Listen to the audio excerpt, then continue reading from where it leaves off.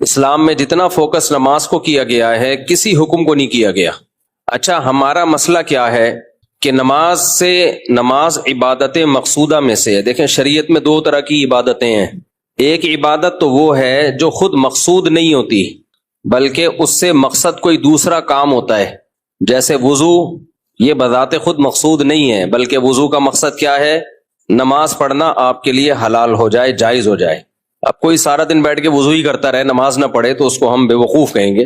احرام کا بنیادی مقصد کیا ہے؟ احرام خود کوئی عبادت نہیں ہے، لیکن عمرہ یا حج کرنے کے لیے آپ کو احرام کی حالت میں آنا ضروری ہے۔ اس احرام کی حالت میں آئے بغیر آپ نہ حج کر سکتے ہو اور نہ عمرہ کر سکتے ہیں آپ، اس لیے ان کو شرط کہا جاتا ہے۔ شرط کہتے ہیں کسی بھی چیز کا خارج ہو، اس کے اندر نہ ہو۔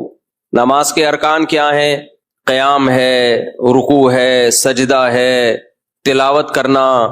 وضو نماز کے ارکان میں سے نہیں ہے بلکہ نماز سے باہر کی چیز ہے، اس لیے ہم کہتے ہیں وضو نماز کی شرطوں میں سے ہے۔ پاک ہونا، صاف ہونا، جسم کا پاک ہونا، باوضو ہونا، یہ سب چیزیں نماز کی شرطوں میں سے ہیں۔ اور کچھ عبادتیں ایسی ہیں جو بذات خود مقصود ہیں، جیسے نماز ہے، حج ہے، روزہ ہے، زکوٰۃ ہے۔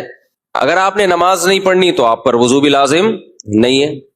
لوگ ہم سے مسئلہ پوچھتے ہیں غسل فرض ہو گیا، کیا رات کو فوراً غسل کرنا ضروری ہے؟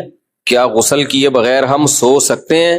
تو اس کا جواب کیا ہے بھائی؟ غسل فرض ہے نماز پڑھنے کے لیے، تو اگر آپ نے رات کو عشاء کی نماز نہیں پڑھی ہے تو پھر تو فوراً غسل فرض ہے تاکہ آپ کے لیے عشاء کی نماز حلال ہو جائے۔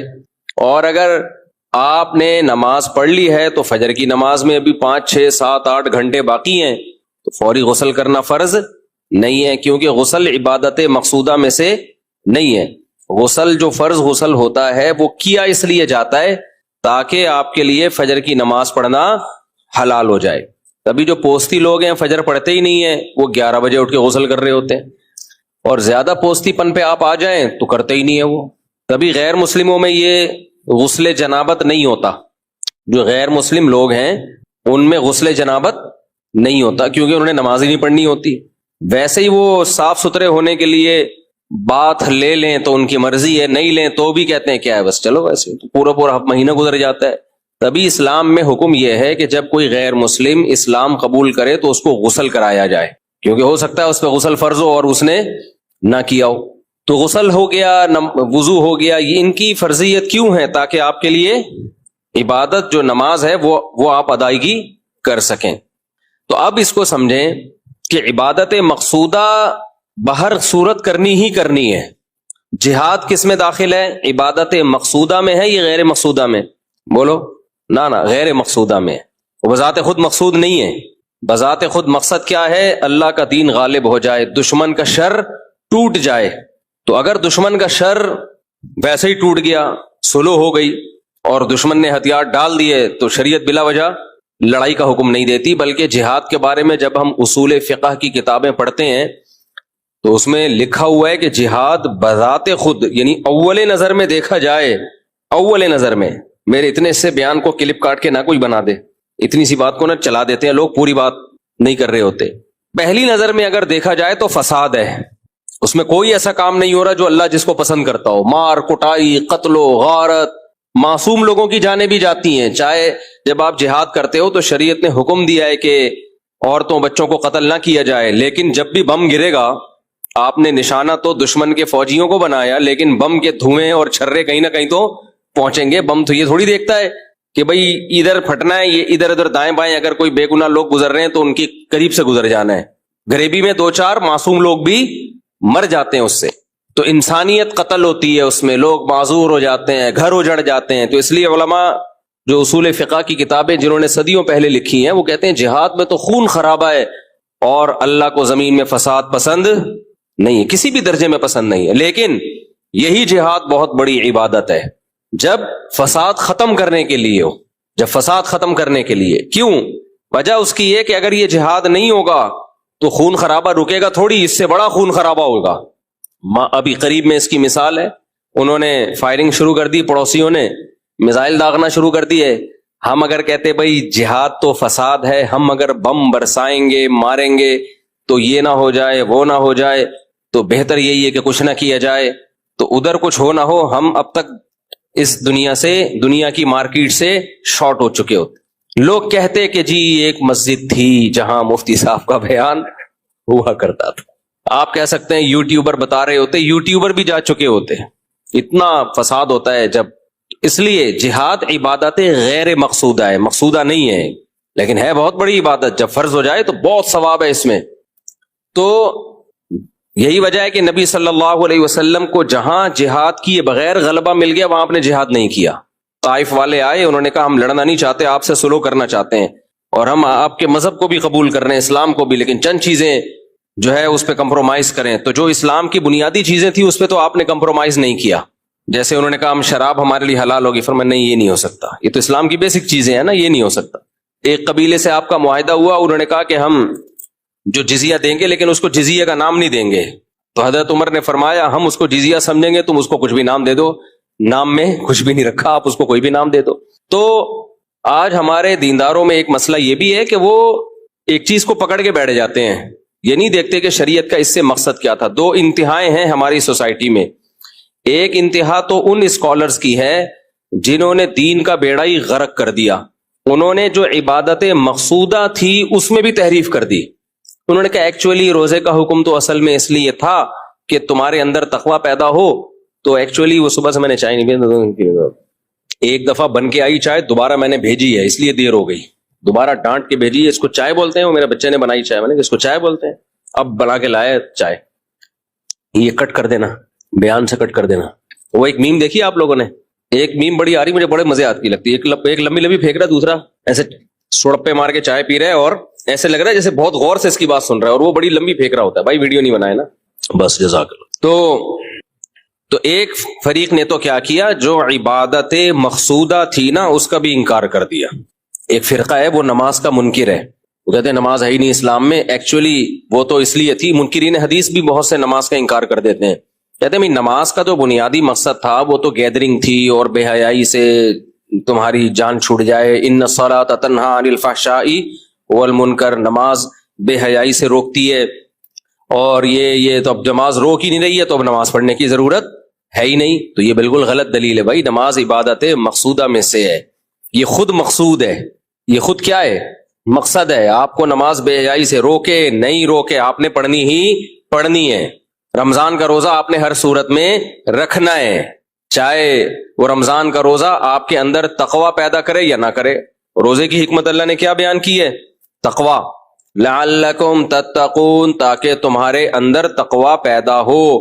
کیا ہو رہا ہے پیدا؟ کتنے لوگ ہیں رمضان میں بھی ٹھگ رہے ہوتے ہیں لوگوں کو, فلمیں دیکھ کے ٹائم پاس کر رہے ہوتے ہیں روزے میں, تو تقوی تو پیدا ہی نہیں ہو رہا. تو ان کو کیا کہا جائے گا, روزہ چھوڑ دیں وہ؟ نہ بالکل نہیں, روزہ پھر بھی رکھنا پڑے گا. نماز کا بنیادی مقصد ہے اللہ سے تعلق کیا ہو جائے آپ کا مضبوط. بہت سے لوگوں کا نہیں مضبوط ہو رہا ہوتا نماز سے تعلق, پھر بھی نماز چھوڑنے کی ان کو اجازت نہیں ہے, کیونکہ یہ عبادت مقصودہ میں سے خود مقصود ہے, اس کو کرنا ہے آپ نے ہر صورت میں. تو کچھ لوگوں نے کیا کیا, انہوں نے کہا کہ چونکہ نماز سے مقصد حاصل نہیں ہو رہا لہذا نماز پڑھنے کا کیا فائدہ. ایسے لوگ یہ تانے دیتے ہیں کہ تمہیں ایسی نماز کا کیا فائدہ جو تمہیں جھوٹ سے نہ بچا سکے. چھوڑو, اس سے تو وہ انگریز ہی اچھے ہیں جو نماز نہیں پڑھتے, سچ تو بولتے ہیں نا کم از کم. ایسی نماز سے کیا فائدہ جو تمہیں کرپشن سے نہیں روک سکتی. اس سے بہتر تو وہ ایماندار آدمی ہے جو نماز نہیں پڑھتا لیکن بے ایمانی نہیں کرتا. نہ یہ جملہ زبان سے مت نکالا کرو. بے ایمانی کرنا الگ جرم ہے, نماز چھوڑنا الگ جرم ہے. اسلام سے پتہ چلتا ہے کہ نماز قضا کرنا بے ایمانی سے بڑا جرم ہے اللہ کی نظر میں. نماز قضا کرنا اللہ کی نظر میں بے ایمانی سے, بول لینا یا سب کو چائے پلاؤں کیا تب ایکٹیو ہوں گے کیا؟ ہاں تو آپ ایسے سس سے لگ رہے ہو یار.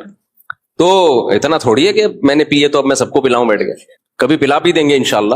تو نماز چھوڑنا اللہ کی نظر میں یہ زیادہ بڑا جرم ہے, کرپشن بھی بڑا جرم ہے. تو وجہ کیا ہے, ہم نے انسانوں سے پوچھا ہے کہ صحیح کیا ہے غلط کیا ہے. قرآن سے آپ پوچھو تو قرآن جتنا فوکس نماز کو کرتا ہے اتنا کسی چیز کو نہیں کرتا. کیوں فوکس کرتا ہے نماز کو؟ اللہ کہتے ہیں پہلے مجھے تو مانو, اور تم مجھے مانتے ہو اس کا ثبوت پیش کرو. اور اس کا ثبوت کیا ہے؟ نماز. جہاں ایمان والوں کی اللہ نے علامات بیان کی ہیں، سب سے پہلے نمبر پہ اگر کسی چیز کا ذکر ہوتا ہے تو وہ کس کا؟ نماز کا۔ نماز قائم کرتے ہیں، نماز قائم کرتے ہیں، نماز قائم کرتے ہیں، باقی سب چیزیں بعد میں۔ معاہدوں کی پابندی کرتے ہیں، یہ بھی اگلے نمبر پہ بیان کیا اللہ نے، ایگریمنٹ کو پورا کرتے ہیں، وعدوں کو پورا کرتے ہیں، سچ بولتے ہیں، سب علامتیں بعد میں بیان ہوتی ہیں۔ اللہ کی نظر میں جب اللہ ایمان والوں کی علامتیں ذکر کرتے ہیں، ان میں سب سے پہلے کس کو بیان کرتے ہیں؟ نماز کو۔ میاں ایک اشکال ہوگا، بھائی یہ کیا بات ہے، اللہ تعالیٰ نماز کو زیادہ فوکس کر رہے ہیں، بھلے لوگوں کو ٹوپیاں کراتے رہو، جھوٹ بولتے رہو۔ یہ وجہ نہیں ہے کہ اللہ کو جھوٹ سے نفرت نہیں ہے، قرآن میں آتا ہے لعنت اللہ علی الکاذبین، جھوٹ بولنے والوں پر اللہ کی لعنت۔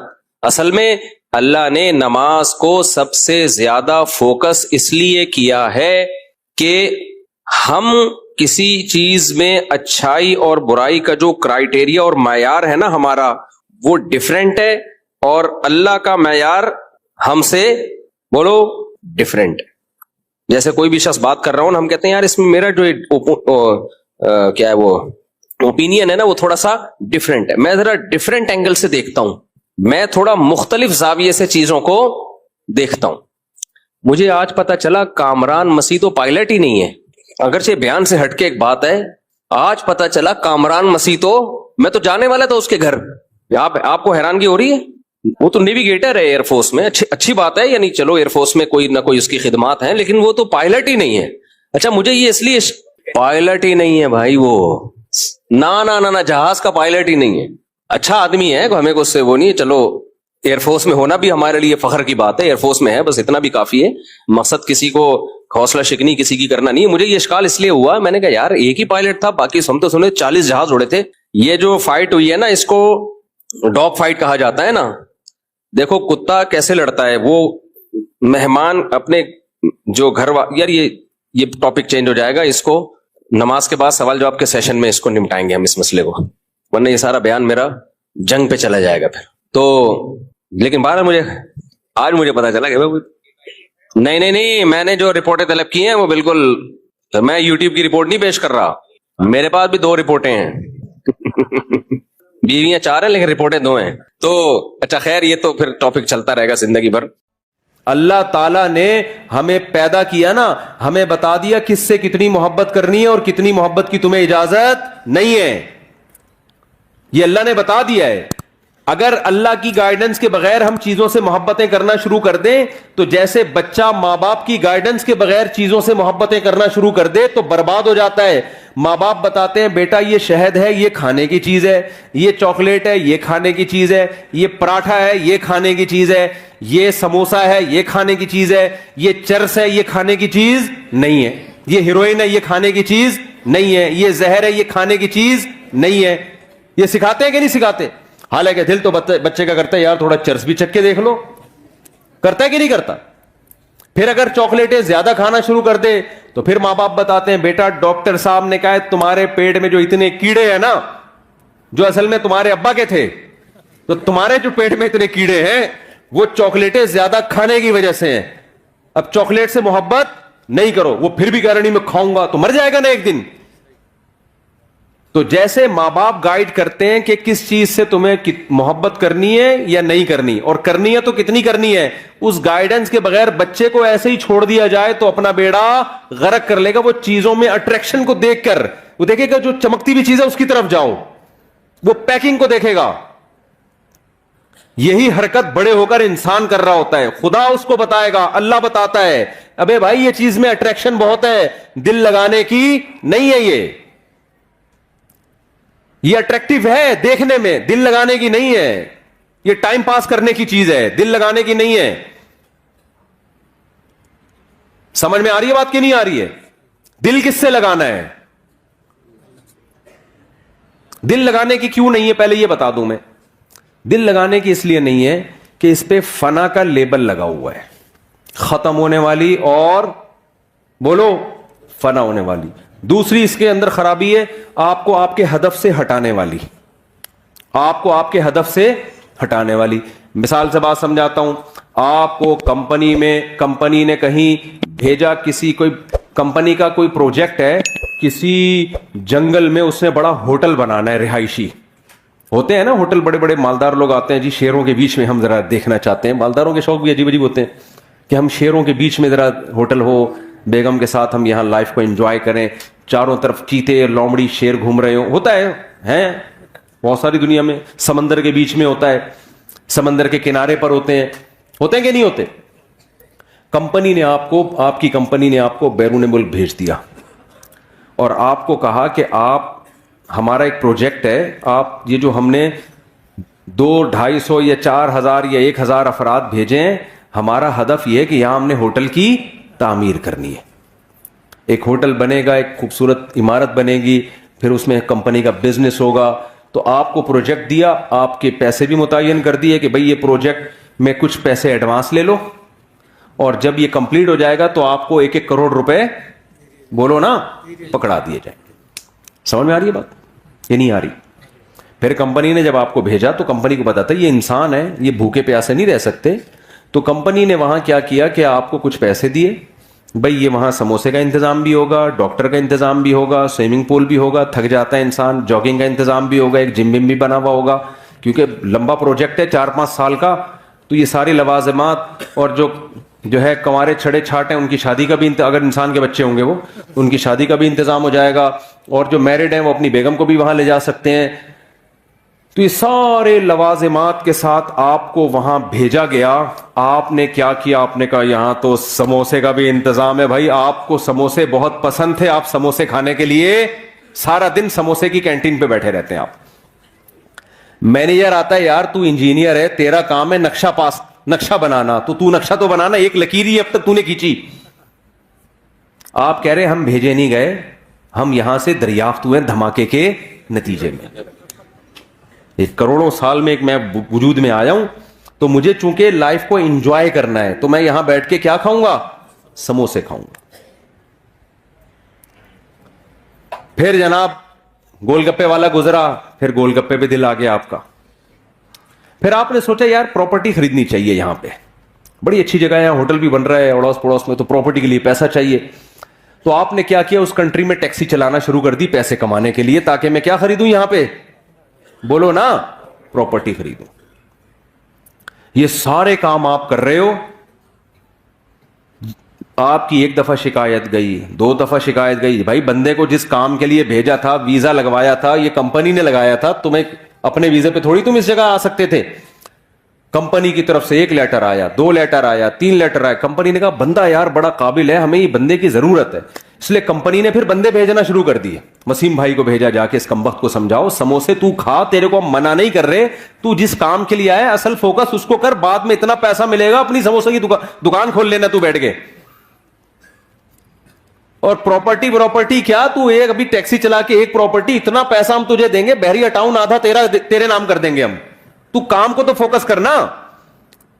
کمپنی نے ایک بندہ بھیجا, دوسرا بندہ بھیجا, اب بندے آ کے اس کو سمجھا رہے ہیں, ان بندوں کا کوئی مفاد بھی نہیں ہے. کمپنی اپنا خرچہ کر کے بھیج رہی ہے, جہاز کا ٹکٹ, ریٹرن ٹکٹ دے کے, کہ یار اس بندے کو جا کے سمجھاؤ, اس کا بیڑا غرق ہو جائے گا, ہمارا پیسہ اس پہ لگا اتنا, یہ اپنا کام کر کے نہیں آئے نا, اس کو جیل میں ڈالیں گے ہم.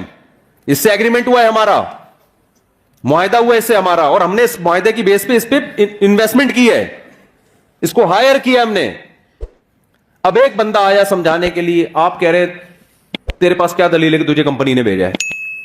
وہ کہے کہ تو اس کو چھوڑ, میں بات صحیح کر رہا ہوں غلط کر رہا ہوں. آپ کہیں بات کو چھوڑ, تیرے پاس کیا دلیل ہے, وہ کارڈ دکھا رہا ہے, وہ جہاز کا ٹکٹ دکھا رہا ہے, آپ کہہ رہے میں تجھے مانتا ہی نہیں, جا میں مانتا ہی. یہ مولویوں کی باتیں ہیں. یہ کس کی باتیں ہیں؟ یہ اصل میں دنیا کے مزے, یہ ہمیں سموسے نہیں کھانے دے رہے, اصل مسئلہ یہ ہے. یہ ہمیں پکوڑے نہیں کھانے دے رہے, یہ اصل میں لائف کو انجوائے نہیں کرنے دے رہے. پھر دوسرا کمپنی نے بندہ ہائر کیا, اس کو بھیجا, یار جا کے اچھا بھلا آدمی ہے, سمجھا یار, پتہ نہیں اس کا دماغ کھسک گیا ہے, کیا ہو گیا اس کو. اب جو اس کو سمجھانے کے لیے آ رہا ہے, بجائے اس کے کہ مانے, یہ الٹا اس کو کہہ رہا تیرا دماغ کھسک گیا ہے, تو پاگل ہو گیا, مجھے سموسے نہیں کھانے دے رہا, تو مجھے پلاٹ نہیں خریدنے دے رہا, تو مجھے پیسے نہیں کمانے دے رہا. تو لوگ کیا کہیں گے, بھائی ہمارا کام تھا بتانا.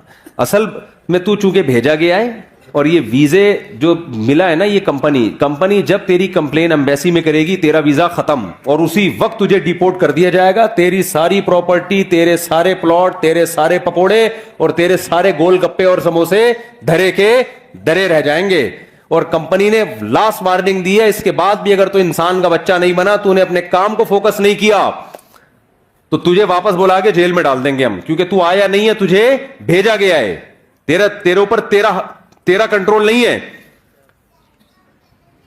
پھر بندہ آیا اگلا، اس نے آخری وارننگ کمپنی نے دی، تو بندہ آخر میں آ کے کہتا ہے، اس کو اب سمجھا رہا ہے، دیکھ بھائی تو انسان کا بچہ بن جا، تو چھوڑ دے یہ سموسے کھا، ہم تجھے منع نہیں کر رہے، لیکن فوکس کس کو کر، تو اس پروجیکٹ کو فوکس کر، اس پہ تجھے بہت پیسہ ملے گا، عزت بھی ملے گی. تو پھر جواب میں کہتے ہیں، ابے بھائی ایسے بھی میں ٹیکسی چلا رہا ہوں، اتنا پیسہ، اتنے سموسے، میں ابھی پلاٹ خریدوں گا. تو کیا کہے گا، ابے بھائی میری نظر میں اس پلاٹ اور اس پروجیکٹ جو تو کام کر رہا ہے نا، اس کی ویلیو 2 ٹکے کی بولو نہیں ہے. اب جیسے ہی 2 ٹکے کا لفظ بولا، فوراً کمنٹس آنا شروع ہوا، بھائی کیوں 2 ٹکے کی نہیں ہے یار، میں پراپرٹی خرید رہا ہوں، کروڑوں روپے کی پراپرٹی ہے، سموسا کھا کے دیکھ مزہ نہ آئے، پیسے واپس. 2 ٹکے کی ایک سموسا 4 ٹکے کا ہے، تو کہہ رہا 2 ٹکے کا نہیں ہے. تو جواب میں کیا کہے گا، بیٹا جب کمپنی کا آرڈر آئے گا نا کہ چل بے واپس آ جا، تو تجھے پتا چلے گا کہ جہاں تو نے انویسٹمنٹ کی ہے نا، وہ جگہ تیری بولو نا ہے نہیں. تیری جگہ وہ ہے جہاں سے کمپنی نے تجھے بھیجا ہے، اس ملک کا باشندہ، اور وہاں تیرا ٹھکانا پولیس والے تجھے ایئرپورٹ پہ اریسٹ کرنے کے لیے کھڑے ہوئے ہیں. یہاں تو بنا لے بیریا ٹاؤن، یا تو اپنی مرضی سے آیا ہوتا نا، اپنے ویزے پہ آیا ہوتا، پھر بناتا یار پراپرٹی، بناتا، سلپ ہو جاتا، بھاگ جاتا، جو مرضی کرتا، آخرت میں دیکھا جاتا، یا کوئی پکڑائی میں آ جاتا تو آ جاتا، نہیں آتا تو عیاشی کر لیتا. تو کمبخت، تو کس خوش فہمی میں ہے، تیری حیثیت 2 ٹکے کی نہیں ہے. تو پانی سے قطرے سے پیدا ہوا ہے، تجھے بھیجا گیا، پیدا کیا گیا، تیری ماں کی چھاتیوں میں دودھ پیدا کیا گیا، آسمان سے بارشیں برسائی گئیں، زمین سے نباتات اگائے گئے، پھر سوکھا چارہ جانوروں کو کھلایا گیا، ان سے چکنا گاڑا دودھ تیرے لیے نکالا گیا. سوکھے چارے کو رگڑ کے دیکھو، ایک تیل کا قطرہ نہیں ہے. وہ جب گائے کھاتی ہے، کیسا چکنا گاڑا دودھ اس میں سے پیدا ہوتا ہے. ان لکم فی الانعام لعبرہ نسقیکم مما فی بطونہ من بین فرث ودم لبنا خالصا سائغا للشاربین. قرآن کہتا ہے ہم سوکھا چارہ انسان کے لیے جانوروں کو کھلاتے ہیں. اس چارے کو جاپان کے سائنسدانوں کے پاس لے جاؤ کہ اس میں تیل کا ایک قطرہ نکال کے دکھاؤ، سائنسدان کہے گا سوکھی گھاس میں سے چکنائی نہیں نکلتی. تبھی کولیسٹرول کے مریضوں کو سبزیاں کھلائی جاتی ہیں، اس میں چکنائی نہیں ہوتی. اللہ کہتے ہیں انسان تجھے میں نے دنیا میں بھیجا، تو دھماکے کے نتیجے میں وجود میں نہیں آیا. منی کا قطرہ غلیظ قطرہ تھا، تجھے میں نے عزت دی. فَجَعَلَهُ نَسَبًا وَصِهْرًا، جب پیدا ہوا ددیال نے بھی خوشی منائی، ننیال نے بھی خوشی منائی. پھر جب بالغ ہوا ایک اور خاندان لگا دیا جس کو سسرال کہا جاتا ہے. ان 3 خاندانوں میں تیری عزت دی، اتنا پروٹوکول میں نے تجھے دیا. جیسے ایئرپورٹ پہ گئے ہو نا لوگ ریسیو کرنے کے لیے آئے ہوئے ہوں، آپ کو کمپنی نے بھیجا، وہاں عزت ہو رہی ہے، اور آپ وہاں جا کے کس میں لگ گئے، گولے گنڈے کھانے میں لگ گئے آپ. ایسا پروٹوکول اللہ نے انسان کو دیا. پیدا ہوا، آسمان سے بارشیں، الم نجعل لہ عینین، دیکھنے کے لیے 2 آنکھیں دی اللہ نے، ولسانا وشفتین، زبان دی، ہونٹ دیے. کیسی خوبصورت باڈی انسان کی بنائی گئی. لقد خلقنا الانسان فی احسن تقویم، بہترین خوبصورت انداز سے پیدا کیا. وسخر لکم ما فی السماوات وما فی الارض، کمپنی نے تو آپ کو صرف سموسوں کی دکان کھول کے دے دی تھی، 2-4 ڈاکٹر بٹھا دیے. اللہ کہتے ہیں جب میں نے انسان کو دنیا میں بھیجا، جو کچھ آسمانوں میں، جو کچھ زمین میں، سب کا سب تیری خدمت میں لگا دیا میں نے. ساری کائنات تیری خدمت کرے گی. سورج تیری خدمت کرے گا، مشرق سے نکلے گا مغرب میں غروب ہوگا. چاند تیری خدمت کرے گا، ستارے تیری خدمت کریں گے، جنگل کے جانور تیری خدمت کریں گے. تو جب گوشت کھانا چاہے گا لاکھوں کروڑوں بکروں کو ذبح کر دے گا، ان سے زندگی کا حق چھینے گا. تو جب چاہے گا سمندر سے لاکھوں ٹن کروڑوں ٹن مچھلیاں سے زندگی کا حق چھینے گا. آپ فشری میں جا کے دیکھو، کراچی کے ساحل پر روزانہ سمندر انسان کو ایسے رز نکال کے پھینک رہا ہے. لے جا بھائی مچھلیاں نکل رہی ہیں. انسان دبا کے لانچوں سے مچھلیاں نکال رہا ہے. مچھلی زندہ چیز ہے، اس سے زندگی کا حق انسان چھینتا ہے اپنے زبان کے چٹخاروں کے لیے. خدا نے کہا چھین لو اس سے حق. کیوں؟ میں نے کس کے لیے پیدا کیا؟ تمہارے لیے پیدا کیا, آپ اس سے نکالتے ہو, تجارت بھی کرتے ہو, بزنس بھی کرتے ہو, ساری فیسلٹیز حاصل کرتے ہو, اربوں کھربوں مرغیاں روزانہ ان کی گردنیں کٹتی ہیں, ان سے زندگی کا حق چھینا جاتا ہے تاکہ ان کا گوشت انسان کی خوراک کا حصہ بنے. لاکھوں کروڑوں بچڑے ذبح ہوتے ہیں ڈیلی بیسس پر جس کا گوشت انسان کی خوراک کا حصہ بنتا ہے. پوری کائنات انسان کی خدمت میں لگا دی اللہ نے. پھر اللہ کہتے ہیں میں نے تیرے لیے ایک اور کام کیا, تجھے یا تو مرد بنایا یا عورت بنایا, تاکہ مرد ہو تو عورت کی طرف رغبت, عورت ہو تو مرد کی طرف رغبت, تاکہ دونوں کا ملاپ سے دونوں کو ذہنی سکون ملے اور پھر تجھے اولاد ملے, تیرا خاندان آباد ہو. یہ نعمت بھی میں نے تیرے اوپر کی. آپ نے کیا کیا؟ غیر مسلم نے کیا کیا؟ اس نے بولا یار ساری کائنات میری خدمت کر رہی ہے, آسمان سے بارشیں برس رہی ہیں. پھر فالق الحب والنوا, اللہ کہتے ہیں یہ زمین تجھے ایسے روزی دے گی, تو ایک آم کی گٹلی زمین میں ڈالے گا نا, میں نے تیری خدمت کے لیے ایسے سافٹ ویئر اس میں انسٹال کر دیے ہیں, اس گٹلی سے ایک پودا نکلے گا, پھر وہ پودا بڑا ہوگا, پھر تناور درخت بنے گا, پھر اس درخت کے پھول آئیں گے, ان پھولوں پہ سینکڑوں اسی طرح کے آم پیدا ہو جائیں گے, اور ہر آم کے اندر ایسی گٹلی ہوگی. ایک گٹلی دے کے تجھے زمین پہ بھیج رہا ہوں, یہ اگاتا جا اور کھاتا جا. لیکن کرنا کس چیز کو؟ یہ ساری نعمتیں تیرے لیے مسخر ہیں, تو کسی اور کام کے لیے بنا ہے. انہی میں پڑھ کے خدا کو بھول مت جانا, تو کسی اور کام کے لیے بنا ہے. وہ کام کیا ہے؟ وما خلقت الجن والانس الا لیعبدون, تو نے مجھے راضی کر کے آنا ہے. یہ پروجیکٹ میں نے تجھے دیا ہے, میری عبادت کرنی ہے, مجھے خوش کرنا ہے. تیرا اصل کام یہ اس دنیا سے تو نے دل نہیں لگانا, انہی عام اور انہی سموسوں پکوڑوں میں الجھنا نہیں ہے تو نے کہ بحریہ ٹاؤن میں میرا پلاٹ اور احسن آباد میں میرا پلاٹ اور فلانے جگہ میرا پلاٹ اور میری گاڑی ہے. تو بے وقوف اور پرلے درجے کے احمق لوگوں کا کام ہے کہ جو چیز آپ کے لیے مسخر کی گئی تھی, جو لونڈی تھی آپ کی, جو غلام تھی, آپ اسی کو دل بیٹھے. وہ تو آپ کی خدمت کے لیے, اس کو غلام بنا کے رکھو, اس کو اپنا باپ بنانے کی کوشش مت کرو. نہیں آ رہی میرا خیال ہے بات سمجھ میں؟ تو بتاؤ, کمپنی نے جب بھیجا تو اس نے کہا بھائی تجھے ہم نے بھیجا ہے, تو خود تھوڑی آیا ہے. اب کوئی عقل مند جا کے اس کو سمجھا رہا ہے ابے اس پلاٹ کی 2 ٹکے کی ویلیو نہیں ہے, کام کو فوکس کر. وہ کہہ رہے دیکھو کروڑوں روپے کے پلاٹ کو کیا کہہ رہا ہے, 2 ٹکے کا نہیں, اور جواب میں کہہ رہا تو نکالنا 2 ٹکے ملتا ہے دیکھتا ہوں. تو عقل مند کیا کہے گا؟ بیٹا جب تجھے واپس بلائیں گے نا, اور جب یہ چیزیں تجھ سے چھینی جائیں گی, پھر تجھے پتا چلے گا کہ یہ واقعی 2 ٹکے کی بولو نہیں ہے, بلکہ ٹکا 2 ٹکے کا نہیں ہے. تجھے یہ بھی اندازو ٹکے لے کر آیا تھا, وہ 2 ٹکے کے نہیں ہے.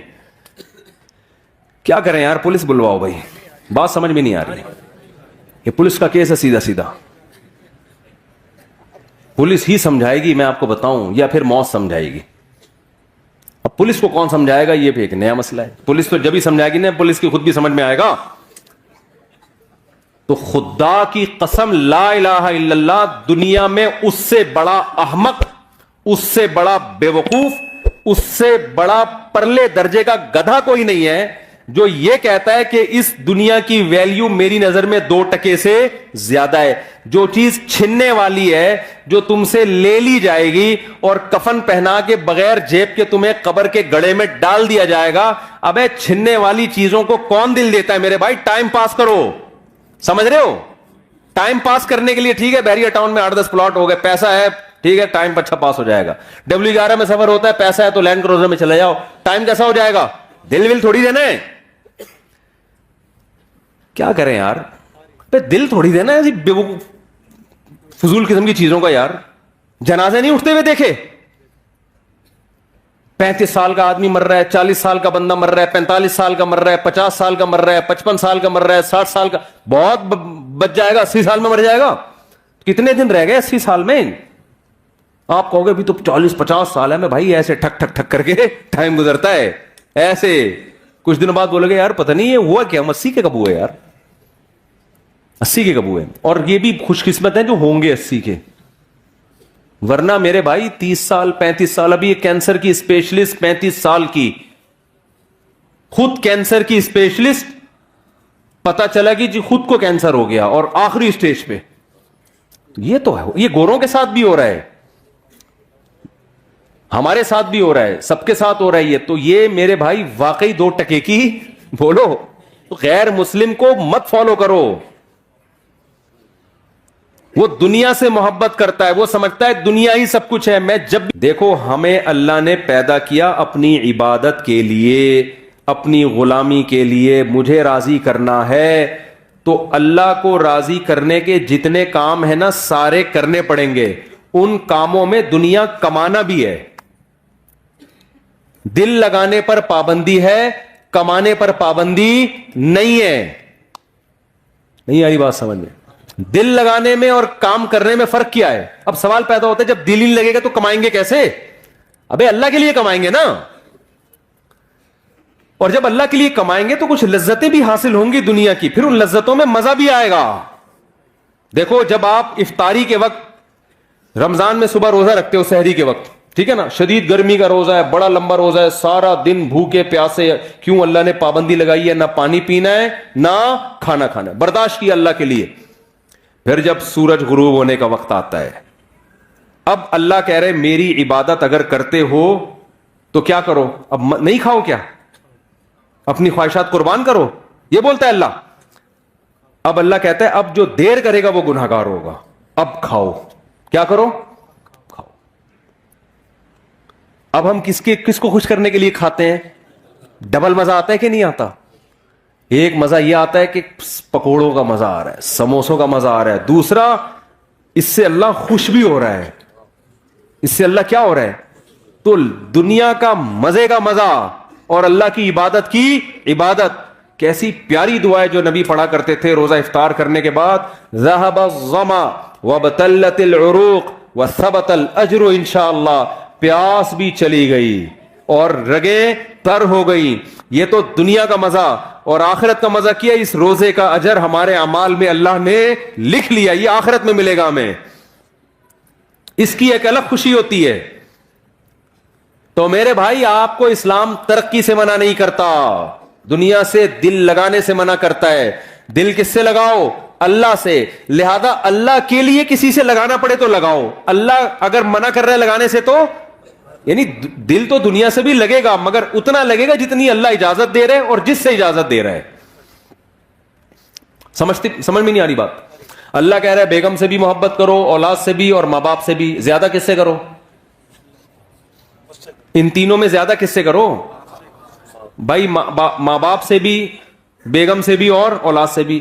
تینوں میں زیادہ کس سے کرنی ہے؟ پہلی بات تو اللہ سے ہم پرمیشن لیتے ہیں ان سے محبت کرنی ہے نہیں کرنی, اللہ نے کہا کرنی ہے, میری طرف سے کیا ہے. تو ہم چونکہ اللہ کے غلام ہیں تو اللہ آرڈر دے رہا ہے, تو اللہ تو نے آرڈر دیا تو ہم کریں گے, ٹھیک ہے نا. یہ ہماری محبت کس کے لیے ہو رہی ہے؟ اللہ کے لیے ہو رہی ہے. تو یہ اللہ سے محبت کا حصہ ہے یہ. پھر اللہ کتنی کرنی ہے ان تینوں میں؟ بچوں سے زیادہ کریں, بیگم سے کریں یا ماں باپ سے؟ اللہ کہہ رہے ہیں سب سے اوپر گراف کس کا رہنا چاہیے؟ والدین کا. نہیں آ رہی بات؟ سب سے پہلے کس سے کرنی ہے؟ ابا اماں. نہیں آ رہی بات؟ اے اللہ کتنی کرنی ہے ان سے؟ حالانکہ اس میں دنیاوی مفاد نہیں ہے, کیونکہ ابا بڑھاپے میں بہت بوجھ لگتے ہیں. جوانی میں تو نچوڑ لیا ان کو, اب ریٹائر ہو گئے, اب کھانسنے کے لیے رہ گئے وہ گھر میں. ان کی دوائیاں ہیں, ان کے مسائل ہیں, پھر وہ بڑھاپے میں دماغ چڑچڑا ہوتا ہے, پوچھ رہے ہیں کہاں جا رہا ہے, کہاں سے آ رہا ہے, تو اچھا ہی نہیں لگ رہا ہے. یار یہ کیا ہے یار, میں اپنی لائف کو انجوائے کرنے دو ابا. تو ابا پھر اپنے ابا کے واقعات سنا رہے ہوتے ہیں, بیٹا ہم تو اپنے ابا کے پاؤں بھی دباتے تھے. ابا وہ پرانا زمانہ تھا, ونس اپون اے ٹائم. ابا کو سمجھا رہے ہوتے ہیں.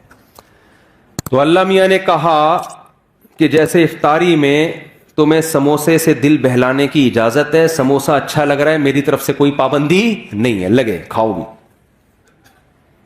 تو اللہ میاں نے کہا کہ کچھ چیزیں ایسی ہیں جو تمہیں اچھی لگیں تو میں نے کوئی پابندی نہیں لگائی, جتنی لگ رہی ہیں اور زیادہ اچھی لگنا شروع ہو جائیں, بشرطے کہ اللہ سے آگے نہ نکالو ان کو. لیکن جب ان کا آپس میں کمپیئر ہوگا, تقابل ہوگا, تو سب سے زیادہ محبت ابا اور اماں. ان کی ناراض نہیں کرنا, ان کو ان کے پاؤں میں جنت تلاش کرنی ہے. ایک موٹیویشنل اسپیکرز ہیں, وہ بیان میں شارٹ کلپ میں کہہ رہے تھے کہ جو ماں کے قدموں تلے جنت ہے تو یہ ہر ماں کے قدموں میں نہیں ہے. بعض لوگ بات ایسے کرتے ہیں کہ وہ علم صحیح نہیں ہوتا, جس کی وجہ سے معاشرہ غلط سمت میں جانا شروع کر دیتا ہے. میرا مقصد ان کا مذاق اڑانا نہیں ہے، لیکن یہ بات چونکہ اس سے نوجوان غلط گائیڈ ہو رہے ہیں، اس لیے میں نے کہا اس کی وضاحت کروں گا، موقع آ گیا تو وضاحت کرنے کا موقع مل رہا ہے. پھر انہوں نے محترم نے مثال دی کہ جو ابو لہب کی بیوی تھی جس کے بارے میں قرآن میں آتا ہے اس کے گلے میں رسی تھی اور پھندا لگا اور مر گئی، بڑی کافر عورت تھی نا، تو وہ کافر عورت تھی تو وہ بھی تو کسی بچے کی ماں ہوگی، تو کیا اس کے بھی قدموں میں جنت ہے؟ تو یعنی وہ بتا رہے تھے کہ ہر ماں کے قدموں میں جنت نہیں ہوتی بھائی، ماؤں کی بھی دو قسمیں ہوتی ہیں، کچھ اچھی ہوتی ہیں کچھ بری ہوتی ہیں. یہ غلط گائیڈنس ہو رہی ہے. ہر ماں کے قدموں تلے جنت ہے چاہے وہ کافر بھی ہو. بات یہ کہ وہ ماں کے قدموں میں ماں کے لیے جنت نہیں ہے، کس کے لیے جنت ہے؟ اولاد کے لیے جنت. میں اگر وہاں موجود ہوتا نا ورک شاپ میں تو میں کہتا ایکسکیوز می سر، ایک بات آپ سے کرنی ہے کہ ابو لہب کی بیوی اگرچہ جہنم میں جائے گی لیکن اس کے بچوں کے لیے اس کے قدموں میں اللہ نے جنت رکھی ہے. قرآن کہتا ہے وَإِن جَاهَدَاكَ عَلَىٰ أَن تُشْرِكَ بِي، کہ اگر تمہارے ماں باپ اتنے بڑے کافر ہیں کہ تمہیں زبردستی شرک پر مجبور بھی کریں، ان کی بات نہیں ماننی، لیکن صاحبہما فی الدنیا معروفا، پھر بھی ان کے قدموں میں تم نے جنت تلاش کرنی، دنیا میں اچھا سلوک کرنا ہے. یہی تو مطلب ہے قدموں میں جنت کا. تو آج کل اولادیں ویسے ہی ماں باپ کو نہیں پوچھ رہی ہیں، اس طرح کی تقریریں آئیں گی تو پھر اپنے ابا اماں میں عیب تلاش کریں گے. وہ ہر بچہ جا کے دیکھا یار میری اماں تو یہ بھی کام غلط ہے، میری اماں کا تو یہ بھی حرکت ٹھیک نہیں ہے، تو اس کا مطلب میری اماں خود ہی جنتی نہیں ہے، تو اس کے پاؤں میں کہاں سے جنت آ گئی؟ اور بھائی آپ کو ابا اماں کے فالٹ نکالنے کی اجازت نہیں ہے. اللہ نے ابو لہب کی بیوی کو برا کہا، اللہ ہے، اللہ کو حق ہے کہ کسی کو برا کہے کسی کو جہنم میں بھیجے. ابو جہل کی بیوی یا ابو لہب کی بیوی کی جو اولاد تھی اس کو شریعت نے یہی پابند کیا کہ تم نے اپنے ماں باپ کے احسانات کا بدلہ دینے کی کوشش کرنا ہے اور تم نے ان کے ساتھ اچھا سلوک کرنا ہے. نہیں آ رہی میرا خیال بات سمجھ میں؟ تو آپ کو تو حکم ہے کہ آپ کے ابا اچھے ہیں برے ہیں، بھائی آپ کو اچھا سلوک کرنا ہے. تو اللہ میاں میں یہ کہہ رہا تھا کہ بس بات ختم کر رہا ہوں، ترقی میں پیچھے جب رہیں گے جب یہ اللہ کے لیے نہ ہو یا آپ کوشش ہی نہ کرو. اللہ نے حکم دیا ہے کہ سارے کام کرنے ہیں کس کو راضی کرنے کے لیے؟ اللہ کو. اس سے پتہ ہے کیا ہوگا؟ یہ ترقی کی سپیڈ غیر مسلموں سے بھی زیادہ تیز ہو جائے گی، کیونکہ جو کام اللہ کے لیے کیا جاتا ہے نا اس میں جان بہت ہوتی ہے، کیونکہ اس کا اجر کون دے گا؟ اللہ. دیکھو مجھے ایک بات بتاؤ، ڈاکٹر لوگ کہتے ہیں کہ میں آپ چند مثالوں سے سمجھاتا ہوں کہ جب مذہب کی موٹیویشن ملتی ہے وہ بہت پاورفل موٹیویشن ہوتی ہے. وہ جہاں مذہب کی موٹیویشن نہیں ہوگی وہاں جان نہیں ہوتی. شوگر کے مریض کو ڈاکٹر کہتا ہے اتنے گھنٹے فاسٹنگ کرنی ہے، 100 میں 1 مریض کرتا ہوگا فاسٹنگ. لیکن رمضان آتا ہے، اللہ کا حکم ہے پورا مہینہ فاسٹنگ کرنی ہے. 90% مسلمان کیا کر رہے ہوتے ہیں؟ روزے رکھ رہے ہوتے ہیں، گرمیوں میں بھی سردیوں میں بھی. نہیں آ رہی میرا خیال ہے بات سمجھ؟ کیوں بھائی؟ اللہ کس کا آرڈر ہے؟ تو یار جو قوم صبح سے کہ رات تک اللہ کے لیے بھوکی پیاسی رہ سکتی ہے وہ پڑھ نہیں سکتی اللہ کے لیے؟ نہیں آ رہی بات؟ وہ پڑھے گی کیوں نہیں پڑھے گی؟ اس کو بتانے والے لوگ شارٹ ہیں مارکیٹ میں. وہ مذہب کا صرف ایک پہلو سامنے رکھا ہوا ہے اس نے. اور سب سے بڑی بات یہ کہ یہ کام تھا ہماری حکومتوں کا. حکومتیں ذمہ داری پوری نہیں کر رہی ہیں. پڑھائی کا نظام تو دیکھو نا. کوئی بھی مجھے آ کے کہتا ہے نا اسکول میں میں پڑھتا ہوں، میں کہتا ہوں پڑھتا نہیں ہے، یہ بولو کہ میں اسکول میں نہیں پڑھتا ہوں. جھوٹ نہیں بولا کرو. تو یہ تو سسٹم مذہب کا نہیں ہے. یہ خرابی جو ہم ترقی میں پیچھے ہمارے حکمرانوں کی پالیسیاں ہیں. ورنہ میں کے پی کے گیا ہوں نا، وہاں دین اور مذہب زیادہ ہے. وہاں ایجوکیشن کے ریشو پورے پاکستان میں سب سے زیادہ ہے. پورے پاکستان میں کے پی کے کی جتنی آبادی ہے نا اس کے لحاظ سے لٹریسی ریشو کے پی کے میں پنجاب اور کراچی کی نسبت زیادہ. کیوں؟ وہاں دین اور مذہب کیا ہے؟ زیادہ ہے. دین اور مذہب زیادہ ہونے کی وجہ سے جو اخلاقی برائیاں ان کا ریشو کیا ہے؟ کم ہے. جب اخلاقی برائیاں کم ہوتی ہیں تو آپ اپنے ہدف کو فوکس کرتے ہو. تو اس لیے اللہ آپ کو ترقی سے منع نہیں کر رہا. المومن القوی خیر من المومن الضعیف. حدیث میں آتا ہے طاقتور مومن اللہ کو کمزور مومن سے زیادہ محبوب ہے. تو طاقت میں جسمانی طاقت بھی ہے، طاقت میں ایجوکیشن کی طاقت بھی ہے, طاقت میں دولت کی طاقت بھی ہے, طاقت میں ٹیکنالوجی کی طاقت بھی ہے, لیکن یہ تمام طاقتیں کس کے لیے ہوں گی؟ اللہ کے لیے ہوں گی. جب اللہ کے لیے ہوں گی تو دل اللہ سے لگے گا, ان طاقتوں سے نہیں لگے گا. لہذا کسی کو یہ طاقت مل گئی, ٹھیک ہے, نہیں ملی تو کیا سوچے گا؟ بھئی میرا مقصد تھا اللہ کو راضی کرنا, وہ کیا ہو گیا ہے؟ پورا ہو گیا ہے.